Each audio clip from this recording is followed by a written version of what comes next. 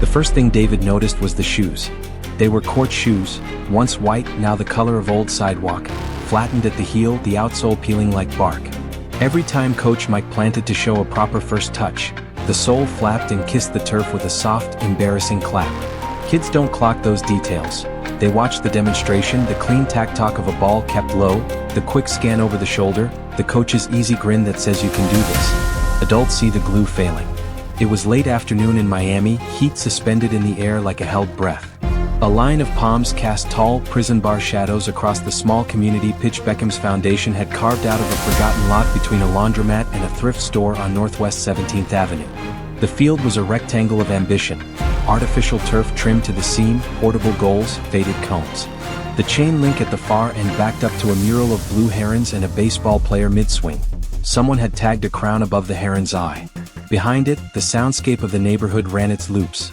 An ice cream truck that never sold ice cream, a scooter coughing to life, a radio somewhere playing Bad Bunny under someone else's bachata, and every few minutes the saw whine of the metro rail as it ghosts toward Dadeland.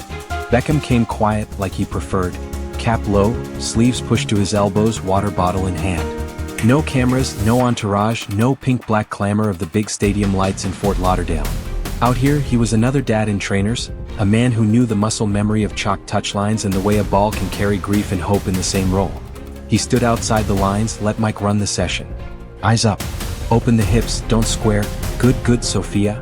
Mike's voice carried, warm and encouraging, never the vinegary bark of coaches who coach to hear themselves. He was mid-30s, maybe a year or two more, with the tight build of someone who still runs because running means rent. He wore a gray tee that had been black in a former life, navy shorts with a fraying seam, a whistle whose lanyard had been knotted and re-knotted until its memory no longer knew rectitude. He joked in English and Spanish, toggling without thinking, quick feet, rapido, CSE, look before you receive, head on a swivel, Dale mi gente. The kids adored him. You could see it in how they fought to be picked first by Coach, in how the little ones copied his little one-handed toss to settle a ball, in how the surly 12-year-old who never smiled was smiling. Beckham felt that old ache in his chest, the good kind, the one that comes when you recognize the thing you used to be in someone else's hands. He watched Mike run a rondo, stepping in only to spark the tempo, dart out, clap, lift the mood when fatigue flattened the circle into a tired triangle. He watched Mike be 10 people at once.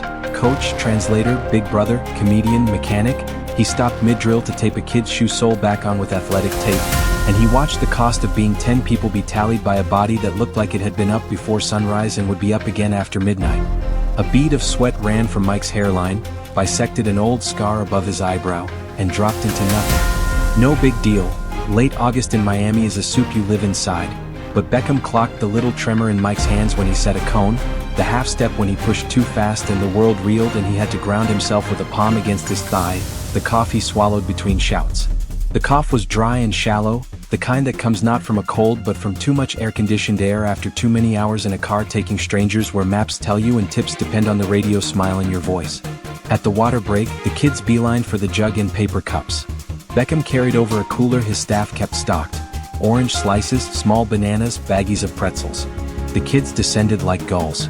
Mike stayed back near midfield and stretched his calves, long and careful, eyes on the horizon like he was willing a second wind into being. Beckham walked him a bottle. "Cheers, Coach," Beckham said. Mike startled. People still do, even in a place where celebrity wanders through cafecito lines. Then his mouth folded into a grateful grin. "Thanks, David. Good session." "They're flying," Mike said, pride rich in his tone. "Sophia's first touch today? I mean, phew."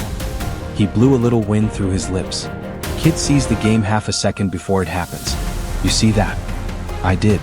Beckham tipped his chin toward the kids, who were comparing grass burns like battle scars. "You make them feel seen." "That's the job," Mike said, and took a drink that looked more like an apology to his throat than a sip. He checked the time on an old smartwatch with a cracked face. The screen didn't light. He tapped it with a teacher's patience that doesn't expect miracles. "We got 10 more?" "Take the time you need," Beckham said, then let the silence draw out. He has learned across years and continents that people fill silence with what they have been carrying. But Mike only nodded, whistle in hand, and jogged back to corral the last drill. When session ended, kids peeled off in 2s and 3s to waiting cars, to scooters, to moms pulling carts heavy with grocery bags from the Dollar Tree. Beckham always hung around until the last one was claimed. Nothing on the schedule outranked that. Mike helped stack the goals, swept the loose cones into a mesh bag with the lazy, learned elegance of someone who does it daily. Then he did something Beckham had seen him do every day this week. He said no to the empanadas. "Grab something to eat, coach," Beckham said, nodding toward the folding table where a parent volunteer had laid out foil pans of rice and beans and pastelitos a bakery in Little Havana donated on Fridays. "We've got plenty." Mike lifted a palm. "I'm good. Appreciate it. Take for later." "I'm good," Mike repeated, voice soft like decline disguised as politeness. He glanced at his phone, thumbed 2 quick texts, hands moving like a man checking in on something that could tip. "Gotta head out. Need a lift?" Beckham asked casual. Mike smiled the way people smile when they know a kindness is larger than they can safely accept. "I'm straight. Thanks again." He jogged to the edge of the lot where a car idled under a jacaranda shedding purple like confetti. It was an old Honda Civic, wheels scuffed, a pine tree air freshener with no scent left, and a small, tired sticker in the windshield corner. A half-peeled Uber logo that had been through too many summers. There it was, the tell that confirmed all the other tells. Mike slid in, started the engine, and his shoulders did that little forward roll people do when they're bracing for the next leg of the day. Beckham watched the taillights blink as the car pulled into the late-day traffic, the flow of pickup trucks and dented sedans and the occasional slick black Tesla curving past like a shoal of fish. He felt something equal parts practical and protective settle. It's not that he hadn't seen this before. He had seen a version of it in Madrid and in Salford, in Hackney and in Compton, in Docklands when Docklands still felt like scaffolding and a rumor. But it hits different when it is your field, your kids, your coach. It hits different when the hands doing the work under your banner are raw from 2 jobs nobody sees. He wiped his palms on his sweats and found Paolo, the center's program director, finishing a call near the gate. "Mike's been skipping the food," Beckham said. "Yeah," Paolo said. "Always in a rush. Says he's got stuff." "He's driving," Beckham said. "Nights too." Paolo's eyebrows did the little guilt move of a man who knows but hasn't known what to do with knowing. People do what they gotta do. "He look like anybody's checked on him?" "He looks like a dad making it work," Paolo said, and there was affection in it, a shrug that spoke of immigrant parents and second jobs and the sanctity of a rent envelope slid under a landlord's door. "You want me to?" Beckham shook his head. He has been in America long enough to understand the country's double bind. The way help and pride collide, the way a man can drown in an inch of debt, the way a single medical bill can snap a broomstick in half. He also has been alive long enough to know that if you make help look like charity, you can turn a lifeline into a noose in a heartbeat. "Not yet," he said. "Let me think." He gathered cups, tied trash bags, wiped down the table so a feral cat wouldn't treat it like a midnight buffet. He stayed until the sun slid down behind the thrift store roof and the mural's heron turned bruise blue. Then he went home the long way, past tiendas that sold the same things under different neon, past a barber shop where someone was arguing passionately about the Dolphins, past a bus stop where a man in paint-splattered pants slept with his forehead against the glass. In the kitchen, his daughter's art projects were clipped to a line. Paper jellyfish with curling ribbon tentacles, a self-portrait in marker that looked improbably like him. The house was quiet. Victoria was on a call upstairs. A small dog snorted in his bed like a cartoon. Beckham leaned his elbows on the counter and scrolled the day's notes on his phone. A habit he had picked up as a player when every touch was counted and every run analyzed. He typed, "Mike, Civic, Uber sticker, shoes, cough, tremor, noon, skipped food, texts, late day exit."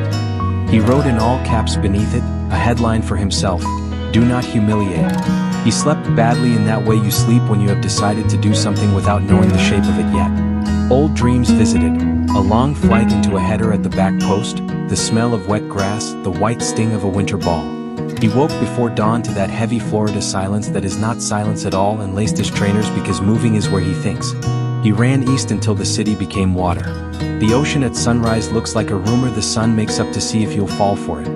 He stood with his hands on his hips and watched the pink come up beyond Fisher Island and thought about boys whose fathers aren't there because fathers are held together by double shifts and pride. He thought about his own father's hands handing him balls to strike again, until right became a muscle and not a wish. He thought about the thinness between help and harm. After breakfast, he drove to the center early and sat in the small office that said office because it was where the paper lived.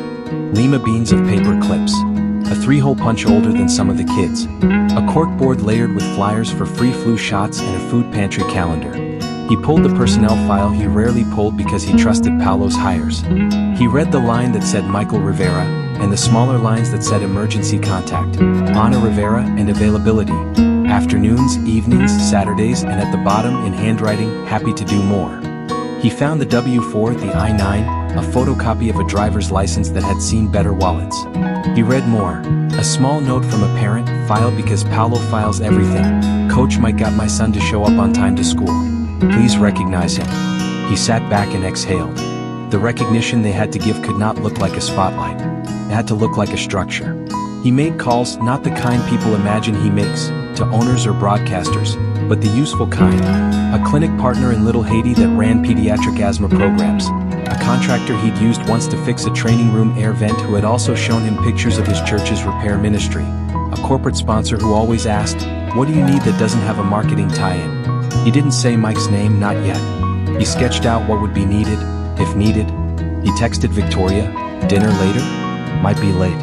She texted back a heart and a coffee cup and "do what's right," the kind of message that anchors you even when you didn't know you were leaning. At 4 practice, the air felt like a wet towel, but the kids didn't care. They came like they always came, sliding out of minivans, spilling off bikes, running toward the field the way children run toward water.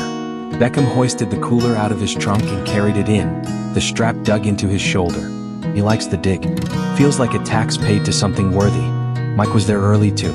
He was taping an index card to a small whiteboard, today's session plan in block letters neat enough to be read by a kid leaning on his heels. He looked up and smiled with that same light in his face, the whatever else is happening I'm here for you light. Beckham saw the sleeplessness on him like a second shirt. He also saw the pride that refuses pity. Got a minute after? Beckham asked, while they were both still in the safe sideline of pre-practice bustle. Sure, yeah, Mike said. What's up? Just want to talk shop. Stuff for the fall schedule. Cool.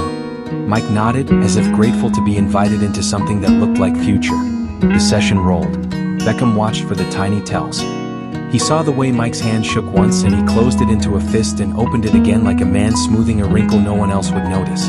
He saw the way he laughed to take the edge off his own body's complaint. He saw the way the kids lined up to talk to him after, questions about MLS players, about sneakers, about whether sliding tackles were legal in U12 if you got all ball and no bones. When the last parent took the last child, the sun was a red coin on the rim of the world. The lights blinked on with that electric clack that says night has arrived. Mike wiped the whiteboard clean as if erasing a good day hurts a little. That chat, Beckham said. Of course, Mike replied, but Beckham watched his eyes flick to the Civic. Time is money, is food, is rent, is inhalers. He steered them toward the bench by the mural, away from ears. I won't take long, Beckham said. Just this, we're building out the program for fall. We need someone to formalize the curriculum for U10, U12 across all sites. You're already doing the work informally. I'd like to make it official. More hours, proper pay, health benefits wrapped in. It's not glamorous. It's important. Mike's laugh was a soft, incredulous thing. David, yes, I'd love to. I can, he cut himself off, an old survival reflex that doesn't trust good news. You can think about it, Beckham said. But no, this isn't a favor. It's recognition. You're exactly who I want shaping these kids. Mike swallowed. Beckham could see him assembling words like a tower that keeps wanting to fall. Thanks. I'll talk to my wife. But, yeah. Beckham nodded, stood. Good. And grab food before you go. Please. He tried to make it light. Mike's eyes flashed with something like relief and something like caution. All right, he said. For the road. Beckham walked away so Mike could accept without being seen accepting. He loaded cones into the equipment closet, signed for a delivery of new nets, and when he came back out, Mike was gone. No plate, no foil, no crumbs, just the flare of taillights turning onto the avenue. The next day, Beckham was at the field even earlier. He told Paulo he was going to check on a few things. Paulo didn't ask what. That's the intimacy of work. You learn when not to ask. At 5:30, the Honda rolled in again and Beckham let it go. He followed at a distance that wouldn't spook a man who'd had to learn how to not be spooked. The route was the route of 100,000 gig workers. Up 36th, across 27th, past warehouses reborn as photo studios, south toward Coral Way and the safer tips. The car stopped outside a Cuban restaurant with a window crowded with lechon and iced cakes and paper stars left from the 4th. 8 minutes later it pulled out with a brown bag and a ping in Beckham's mind that matched the one on Mike's phone. This went on for 2 hours. Pick up, drop off, another ping. The Civic merged onto the highway toward Kendall. sleepier neighborhoods where the night orders were smaller and the distance longer. Midnight saw Beckham's own eyes sandpapered. The steady rhythm of taillights and thought can do that. Near one, Mike's car turned into a mobile home park tucked behind a strip of businesses you'd only visit if you needed a specific screw. The sign at the entrance said Sunshine Village in cheerful cursive. A light flickered over the office door and an American flag hung from a pole that didn't quite stand straight. Mike parked near a trailer whose siding had seen better winds. He killed the engine and sat for a beat that looked like prayer or exhaustion or both. Then he went inside. Beckham stayed in the car because he wasn't a burglar. But his chest found that fist again when he saw, through a chink in the blinds, a woman, thin as a pencil, hair pulled back, sitting at a small table doing bills with a pen between her teeth and a calculator older than her phone. He saw a boy sleeping on a couch with a blanket kicked to his shins, an inhaler on the coffee table like a tiny totem. He saw a framed photo on a shelf of two people, younger and hopeful, on a pier somewhere that could have been any coast. He watched the way the woman stood when Mike walked in, not to collapse into him, but to share the weight above the line where shoulders live. He watched Mike kiss the boy's hair, slow and grateful. He sat with that, with the dignity of it and the fear of it and the obviousness of it in a country where obviousness and neglect sometimes rhyme. He set his forehead against the steering wheel and stayed there until a sprinkling of rain confused the dust on the windshield into constellations. He did not knock. He did not announce himself like a savior. He backed out, quiet, and drove home through a city that looks different at 2 a.m. because the talk is down to whispers and the arguments belong to cats and the neon shows its age. At a red light he texted Paolo, "Need to talk contracts in the morning," and call Dr. Ruiz, and see if Victor from the church still does those repair weekends. He added because he knows himself, no posts, no PR. This is family business. He slept 3 hours and dreamt of nothing because sometimes your brain does that to keep you from breaking. He woke to a message from Victoria, "Coffee waiting. You look like a raccoon," and laughed out loud alone in the hallway because love is letting yourself be seen at your worst. By 9, he and Paolo had a draft of a new role, program coordinator, youth development, language threaded with the steadiness of salary and the sanity of benefits. By 10, the clinic had a slot for a pediatric assessment, and a social worker had promised to talk mom through the maze of Medicaid and the shelf of over-the-counter options if Medicaid said later. By noon, Victor had texted, "We got Saturday. We bring 10 guys, 2 ladders, and that stubborn hope." Beckham sent a thumbs up and a prayer hands because sometimes emojis say everything. In the late afternoon, Beckham returned to the field not as a man who had solved a story but as a man now inside it. The same sounds, the same mural, the same summer storm boiling up from the Everglades, the same kids sprinting like joy had legs. He watched Mike walk in with that small limp a person gets when their wallet is too light and their heart is too heavy, and he decided, in the precise way you decide to put a ball where a wall isn't, that from today forward Mike would not carry this alone. He also decided something else, and he wrote it in the margins of his mind where the old free kick routines used to live. The wind doesn't go on your record. The wind goes on theirs. That night, when the day was sanded down to quiet and the dog was making small dog dreams and a storm outside stitched the sky together with thread made of lightning, Beckham stood at the window and rehearsed the first words he would say when he told a good man that his life was about to tilt, and that the tilt would be toward mercy and not toward pity. He said them to the glass, softly, until they felt like truth. Tomorrow he would say them to Mike. The Honda Civic was gone before sunrise. Beckham had driven past Sunshine Village on his way back from a late meeting in Fort Lauderdale and noticed the empty space where Mike's car had been parked the night before. It was 5:30 in the morning, that strange hour in America when half the country is still asleep and the other half is already grinding. By 7, Beckham was back at the community center. The Miami heat hadn't yet turned punishing, but the air was heavy, thick with promise. He sat in the bleachers with a gas station coffee in hand, watching the field while the sun climbed behind the palms. He knew Mike would show up later looking fine, smiling, making everyone believe the world was good. Pride does that. It tucks pain away until all you see is the clean fold of a forced grin. That afternoon Mike came just like always, whistle around his neck, laughter spilling out as if nothing in the world was wrong. The kids adored him. They ran harder, jumped higher, laughed louder because of him. Beckham didn't just watch, he listened. The cough was sharper now, breaking the rhythm of drills. Mike rubbed his chest once, quick, when he thought no one was looking. During the water break, Beckham walked over and handed him a cold bottle. "You good?" Beckham asked. "Always good," Mike said with a grin that looked like duct tape over a crack in the wall. Beckham didn't push. He'd seen men like this before. His own father, teammates, working-class guys in East London who swallowed their struggles whole. Pushed too soon, the wall only got higher. When practice ended and the kids were gone, Beckham slipped into his car and followed the Civic again. This time the route was different. Instead of heading toward Coral Way, Mike steered into the industrial strip near the airport. He turned down a narrow street lined with warehouses that smelled of rubber and oil. Beckham parked a safe distance back. He watched as Mike disappeared into a building with a faded sign painted directly onto corrugated metal, 24-hour storage and logistics. A supervisor in a reflective vest handed him gloves and a clipboard. Another job. Not Uber this time. Heavy lifting box by box into trucks bound for places that didn't care about the hands that loaded them. It was the kind of job you take when no other door is open. For 3 hours Beckham waited in the car, watching men sweat under buzzing fluorescent lights. He saw Mike stagger once beneath the weight of a crate, catch himself, laugh it off like it was nothing. Close to midnight the Civic rolled back out. Beckham followed, careful as ever. Mike stopped at a Walgreens, went inside and came out with a small white bag. Beckham couldn't see the contents but could guess. Inhalers, cough medicine, aspirin for a body that was already running past its limits. Back at Sunshine Village, Beckham parked farther away. Through the window he saw lights flicker on. A boy in pajamas came out to greet his father, clutching that bag like treasure. Mike knelt, ruffled his son's hair, and handed him the inhaler. The boy hugged him hard. Beckham sat back, throat tightening. He had thought he knew hardship. He'd seen it in Manchester, Madrid, and East London estates. But seeing it here, inside the man who kept his program alive, hit different. It hit personal. The next day Beckham tried a different approach. When practice ended, he invited Mike to dinner. "Come grab a bite with me," Beckham said. "There's a diner on 8th. Pancakes the size of your head." Mike hesitated, eyes flicking toward his idling Civic. "I've got plans," he said. "Bring your family," Beckham offered. Mike smiled, apologetic. "Appreciate it, David, but we're good." Beckham let it go. But later that night, driving past the diner, he spotted the Civic parked across the street, engine running. Mike sat inside, staring at the menu taped to the window but never stepping in.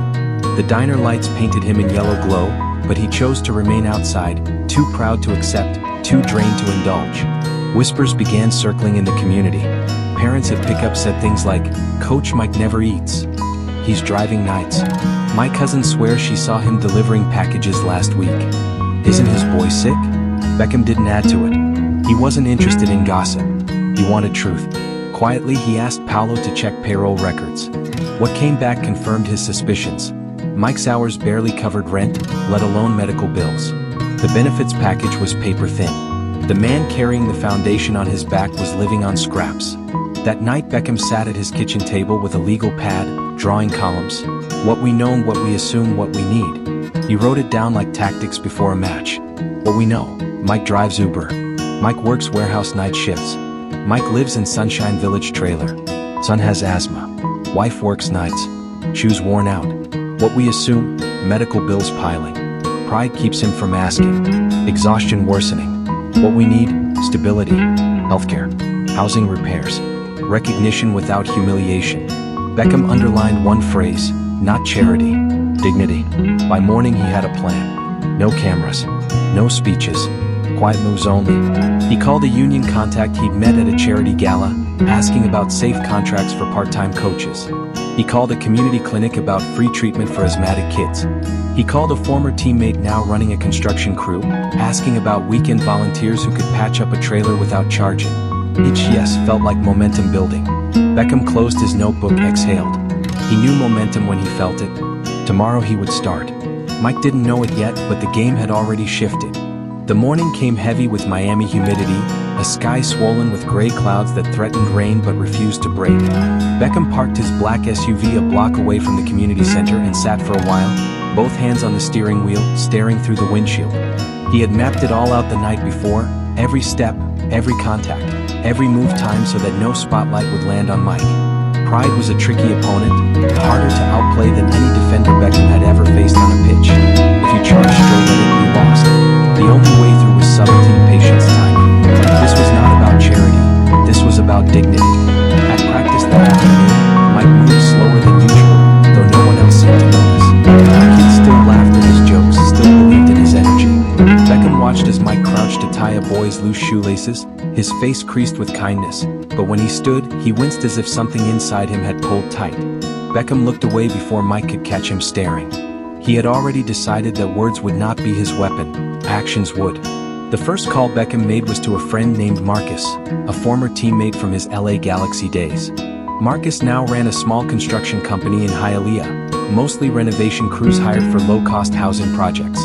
Beckham explained the situation in clipped words, careful not to reveal names.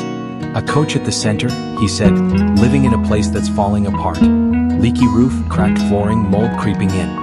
Family can't afford repairs. Marcus listened, then let out a low whistle. We've got a crew doing a job near Doral this weekend. I can peel them off for a day. Just cover the materials. Labor's on me. Beckham thanked him, relief humming in his chest. The next move was harder. Healthcare in America was a labyrinth Beckham still struggled to understand. He called Dr. Alvarez, a Cuban-American pediatrician who occasionally volunteered at the foundation's clinics. Beckham laid out the story, again no names, just outlines. There's a boy with asthma. His father's one of our best, works himself to the bone. They need consistent care, inhalers, checkups. Dr. Alvarez sighed. Too many stories like that, David. But yes, bring them in. No paperwork, no questions. We'll make it work.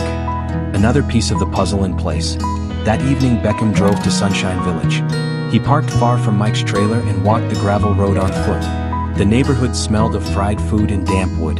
Dogs barked behind chain-link fences. He paused near the corner where kids rode rusted bikes in circles, their laughter echoing through the tight row of homes. Mike's trailer stood hunched, aluminum siding streaked with rust, roof patched with blue tarp that flapped in the wind. A clothesline sagged between two posts, jeans and shirts hanging limp. Through the window Beckham saw a dim yellow light, the outline of Mike's wife bending over a stove, the boy coughing into his sleeve. Beckham's throat tightened. He turned back before anyone could notice him. He didn't want to be seen as a ghost at their window. The following day Beckham met with Paulo, the quiet backbone of the foundation. Paulo was Brazilian, once a semi-pro player, now the man who handled logistics with the precision of a conductor. Beckham slid the payroll sheet across his desk. We can't keep letting this happen. He's working 3 jobs and still can't breathe. Paulo nodded slowly. If we upgrade him to full-time staff with benefits, it'll raise questions. Others will wonder why. Beckham rubbed his forehead. Then let them wonder. But make it look like recognition, not rescue. He's earned it. Paulo leaned back, considering. We can call it a program expansion. He becomes Director of Youth Development. Title comes with salary, healthcare, retirement. No one can argue with that. Beckham allowed himself a small smile. Make it happen. Days passed. The plan unfolded piece by piece, like dominoes tipping in silence. Marcus's crew showed up on a Saturday morning with tool belts and ladders. Beckham stayed away, watching from his SUV parked down the block. They hammered and sawed, replaced the rotting beams, sealed the roof, painted the siding. Neighbors peeked through curtains, whispered to each other, then slowly came out to help. One brought lemonade, another hauled debris to the dumpster. Kids carried buckets of nails like offerings. By sunset, the trailer stood transformed. Roof solid, walls repainted, windows resealed. It wasn't new, but it was safe. Mike returned that evening, eyes widening as he stepped out of the Civic. He stood frozen, keys in hand, as his son darted forward, shouting, "Dad, the roof, it's fixed." Mike looked around as if expecting cameras, but there were none. Just neighbors nodding, clapping him on the back, saying, "About time, man. You deserve this." He blinked hard, swallowed, and forced a smile. Yeah, about time. Beckham watched from the shadows, heart pounding. He wanted to step forward to explain, but he didn't. This was Mike's moment, not his. At the clinic the next week, Dr. Alvarez examined the boy, adjusted his inhaler dosage, scheduled regular checkups. "No charge," he told Mike's wife firmly when she reached for her purse. "This is community care." She looked down embarrassed, then whispered, "Thank you." Mike placed a hand on her shoulder, silent but grateful. Meanwhile, Paulo prepared the promotion announcement. Beckham rehearsed what he would say, careful not to slip into the language of charity. He would talk about leadership, commitment, the future of youth programs. He would say Mike had earned every bit of this because it was the truth. When the day came, he gathered staff in the office, clapped Mike on the shoulder, and announced, "We're proud to name Mike as our new Director of Youth Development. No one has given more to this program, and no one deserves this more." Applause filled the room. Mike stood stiff, overwhelmed, shaking his head as if to say, "Why me?" Beckham leaned in, whispered, "Because you've carried us. Now let us carry you." That night, after everyone had gone, Beckham walked the empty field alone. The grass glowed under floodlights, damp with evening dew. He thought about his career, about the goals, the trophies, the roaring stadiums. None of it felt as heavy or as meaningful as this quiet victory. He thought about Mike's boy breathing easier, about a roof that didn't leak, about a man who no longer had to drive till dawn just to keep the lights on. The rain finally broke, warm and steady. Beckham tilted his face to the sky, letting it wash over him. Somewhere in Sunshine Village, a family was sleeping safely, unaware of the storm outside. That was enough. That was the win. Mike would never know all the strings that had been pulled, all the hands that had quietly moved for his sake. And that was exactly how Beckham wanted it. No headlines, no interviews, no speeches. Just the simple truth that sometimes the greatest assist isn't the one you make on the field, but the one no one ever sees. The morning of the community game day broke clear and bright, the Miami air sharp with the smell of fresh-cut grass. Beckham arrived early, long before the kids or the parents, walking slowly across the field as the dew soaked into his sneakers. The bleachers stood empty, the nets swayed gently in the breeze, and the chalk lines glowed under the rising sun. He breathed in and thought about everything that had unfolded over the past weeks. The late-night warehouse shifts, the boy coughing into his sleeve, the sagging roof patched with tarp. All of it had led to this day, though Mike still didn't know how deep Beckham's hand had been in the change. That was the point. It wasn't about gratitude, it was about dignity. By mid-morning the field was alive. Kids in mismatched jerseys darted across the grass, their laughter a soundtrack of freedom. Parents set up folding chairs and umbrellas. A local food truck parked by the gate, serving Cuban sandwiches and sweet plantains. The smell drifted across the field, mixing with the sound of whistles and shouts. Mike was in the center of it all, whistle hanging around his neck, voice carrying with authority and warmth. His son stood by the sideline, inhaler clipped to his pocket but unused, face glowing with the joy of running without fear. Beckham caught the sight and felt something in his chest loosen. The games began, small-sided matches with no scoreboard, just pure play. Beckham stood with the parents, cheering like any other, blending into the crowd. He didn't want attention. He wanted to see what unfolded when no one was watching him. And what he saw was a man reborn. Mike moved lighter now, no cough to interrupt him, no weight dragging at his shoulders. He laughed easily, encouraged every child, even jogged alongside them, showing moves with the ease of someone who had found new breath. At halftime, as the kids gathered for water, something unexpected happened. One of the mothers stood and cleared her throat. "We want to say something," she called out. The chatter quieted. Parents nodded, and soon a group of them stepped forward. In their hands were a framed photograph of Mike with the kids, taken months earlier, and a banner hand-painted with messy letters, "Thank you, Coach Mike." The children, giggling, unfurled it and held it high. Mike froze. He looked from the photo to the banner, then to the crowd applauding him. His face turned red, his hands trembled. For a moment he seemed ready to run, the weight of attention too heavy.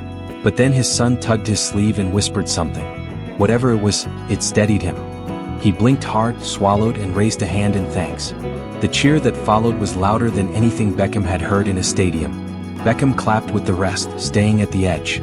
Pride swelled inside him, but it wasn't for himself. It was for Mike, for the community, for the quiet miracle of people coming together. He realized then that he hadn't saved anyone. He had simply given them the space to rise. The real work, the real victory was theirs. As the sun dipped low and the games ended, families lingered. Someone set up a speaker, music floated through the air, children danced barefoot on the grass. Plates of food passed from hand to hand. It felt less like a soccer event and more like a festival, born out of gratitude and shared struggle. Mike moved through it all with his wife beside him. His boy perched on his shoulders, smiling wider than Beckham had ever seen.